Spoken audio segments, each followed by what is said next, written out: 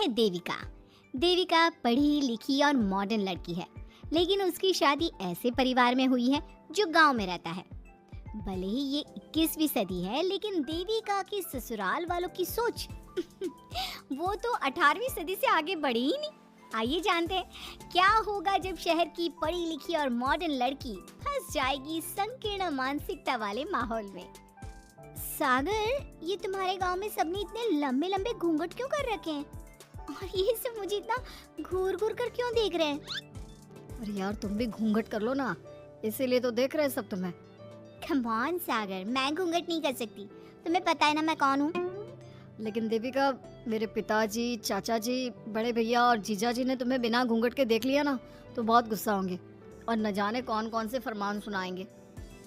घर चलो, देखा जाएगा जो होगा। सागर देविका से कई बार कहता है कि वो घूंघट कर ले, लेकिन देविका सागर की नहीं सुनती और अपने ससुराल के दरवाजे पर पहुंच जाती है। जब देविका वहां पहुंचती है तो देखती है कि उसकी सास बिमला, चाची सास कम्मो और जेठानी सुजाता ने लंबा सा घूंघट कर रखा था, पर उनकी ननद वीना ने घूंघट नहीं किया हुआ था। लेकिन हाँ, उसने सर पर सलीकी के साथ दुपट्टा जरूर ओढ़ा हुआ था। सागर अपनी पत्नी को सबसे मिलवा रहा होता है, तभी सागर के पिता जोगिंदर बोलते हैं, सागर, तूने बहू को इस घर के तौर तरीके नहीं समझा। हमारे घर की औरतें बिना घूंघट के किसी पर आए मर्द के सामने नहीं आती और तू इसे ऐसे ही ले आया। पिताजी, मैं समझा दूंगा, वो नई नई शहर से आई है ना, इसलिए उसे पता नहीं है। सागर की बात सुनकर उसके चाचा जी महेंद्र बोलते हैं, ये बात तो तुझे गांव में कदम रखते ही अपनी बीवी को समझानी चाहिए थी। हमारा गांव में बहुत नाम है, तेरी बीवी ऐसे गांव भर में घूमेगी तो क्या इज्जत रह जाएगी हमारी। ये बोलकर जोगिंदर और महेंद्र वहाँ से चले जाते हैं। शाम को घर की सारी औरतें खाने की तैयारी करती है। खाना तैयार हो जाता है, लेकिन घर की कोई भी औरत खाना नहीं खाती। बहुत रात हो जाती है, तब देविका कहती है, सासू माँ, खाना बने हुए तो देर हो गई, रात भी बहुत हो गई है, हम लोग खाना क्यों नहीं खा रहे हैं? अरे बहू, ये क्या बोल रही हो? हमारे यहाँ घर की औरतें तब तक खाना नहीं खाती जब तक घर के मर्द खाना ना खा ले। लेकिन इतनी देर हो गई, आप सबको भूख नहीं लग रही क्या? तभी देविका की जेठानी सुजाता कहती है, लग तो रही है, लेकिन यहाँ की यही रीत है, ये निभानी तो पड़ेगी ना। भाभी जी, ये रीत नहीं है, औरतों को प्रताड़ित करने का एक तरीका है। अगर इस घर के आदमी पूरी रात नहीं आए तब पूरी रात खाना नहीं खाओगी क्या? देविका ये बोलकर सीधा सागर के पास जाती है। सागर उसे समझाता है, देविका, यहाँ ऐसा ही होता है, तुम थोड़ा सब्र कर लो, पिताजी और चाचा जी आते ही होंगे, फिर हम सब खाना खाएंगे। सागर देविका को समझा ही रहा था, तभी देविका की ननद वीना आकर कहती है, सागर, खाना खाने आ जाओ, पिताजी और चाचा जी आ गए हैं। चलो देविका, तुम्हारा इंतजार खत्म हुआ। सागर खाने के लिए बैठ जाता है। जब सब खाना खाने बैठते हैं तो देविका भी बैठ जाती है। सागर धीरे से उसे कहता है, अरे देविका, ये क्या कर रही हो? तुम इस तरह हमारे साथ खाना नहीं खा सकती। मगर क्यों सागर, मुझे भूख लगी है, सब लोग खा रहे हैं तो मैं क्यों नहीं खा सकती? ये हमारे घर का नियम है, पहले घर के आदमी खाते हैं और बाद में औरतें।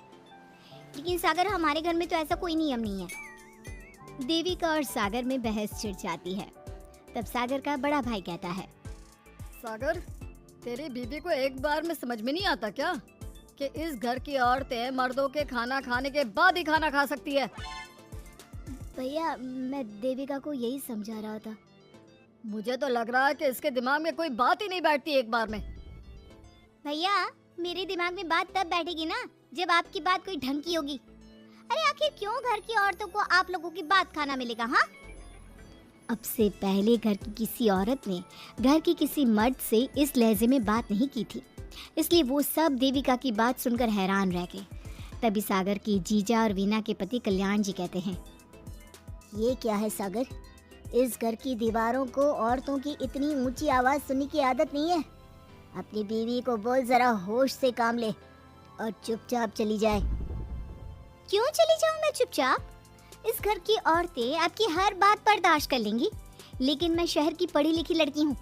आपके कोई भी फालतू के रीति रिवाज मैं नहीं बर्दाश्त करने वाली। इस तरह देविका ने सारे घर की औरतों के लिए मिसाल पैदा कर दी। जोगिंदर के घर में पहली बार किसी महिला ने विरोध का स्वर उठाया है। ये बात घर के किसी मर्द को बर्दाश्त नहीं हो रही है। तभी जोगिंदर कहता है, महेंद्र, मोहन, इस बेशर्म लड़की को कमरे में बंद कर दो और आज इसे कोई खाना नहीं देगा। अगर किसी ने इसे खाना दिया तो मैं उसे जिंदा नहीं छोड़ूंगा। महेंद्र और मोहन उसे कमरे में बंद कर देते हैं और उसे खाना भी नहीं देते। रात के 3 बज जाते हैं। भूख की वजह से देविका को नींद भी नहीं आती। तभी उसे कुछ महसूस होता है। ऐसा लग रहा है कोई दरवाजा खोल रहा है, लेकिन इतनी रात को कौन हो सकता है? कहीं सागर तो नहीं? देविका उम्मीद भरी नजरों से दरवाजे की तरफ देखती है, लेकिन दरवाजा खोलने वाला सागर नहीं बल्कि विमला और कम्मो है। माँ जी, चाची जी, आप दोनों। बहू, ये ले, हम तेरे लिए खाना लाए हैं, खा ले। और ये बात ना तो किसी को बताना मत कि हमने तुझे खाना दिया है, नहीं तो हमारे मर्द मार मार कर हमारा बुरा हाल कर देंगे। माँ जी, आप यहाँ इतना घुट घुट कर क्यों रहती हो? देविका, अब तू भी इस घर की बहू है। तू भी हमारी तरह रहना सीख ले। इस घर के कायदे कानून अपना ले। इस घर के मर्द तो कभी बदलने वाले हैं नहीं बहू, तो तू ही बदल ले अपने आप को। माँ जी, बदलाव अच्छे के लिए हो तो हमें बदलना चाहिए। बेकार और बेतुकी बातों का तो विरोध करना चाहिए। दोनों ने देविका को समझाने की कोशिश की, लेकिन देविका ने उल्टा उन्हें ही समझा दिया। इसी तरह एक दिन देविका किसी बात पर जोर जोर से हंस रही थी। तभी देविका की सास विमला ने उसे टोकते हुए कहा, अरे बहू, तू इतनी जोर जोर से क्यों हंस रही है? हमारे घर की औरत इतनी जोर जोर से नहीं हंसती।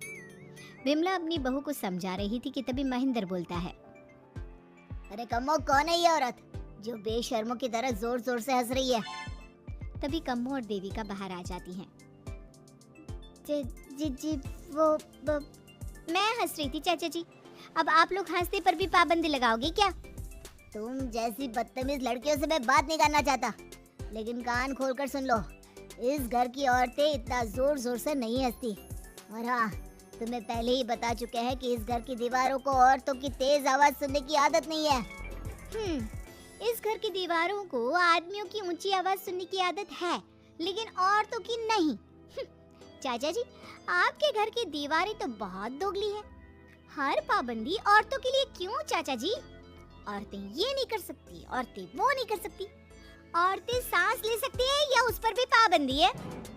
चुप हो जाना बहू, मत बोल और घूंघट कर ले। ये तेरे चाचा ससुर है, थोड़ा तो लिहाज कर। कम्मो के समझाने पर भी देविका चुप नहीं होती। वो महेंद्र से ऐसे ऐसे सवाल पूछती है जिनका जवाब उसके पास होता ही नहीं। महेंद्र गुस्से से सागर को आवाज देता है। महेंद्र की आवाज सुनकर घर के सभी आदमी बाहर आ जाते हैं। जी जी चाचा जी, आपने बुलाया? अपनी मुंह जोर बीवी को यहाँ से ले जाने तो कुछ अनर्थ हो जाएगा। क्या हुआ चाचा जी? तेरी बीवी जिस तरह से मुझसे बात कर रही है, छोटे बड़े की तमीज नहीं है इसे। कम से कम 7 दिन तक ये कमरे से बाहर नहीं निकलनी चाहिए। अगर इसे मैंने कमरे से बाहर देख लिया तो किसी की खैर नहीं, समझे? पर मैंने कुछ गलत नहीं बोला। सागर जो सच है मैंने वही कहा है। देविका, चलो मेरे साथ। लेकिन सागर, मेरी बात तो सुनो। सागर देविका को वहां से ले जाता है। इसी तरह से कई दिन बीत गए।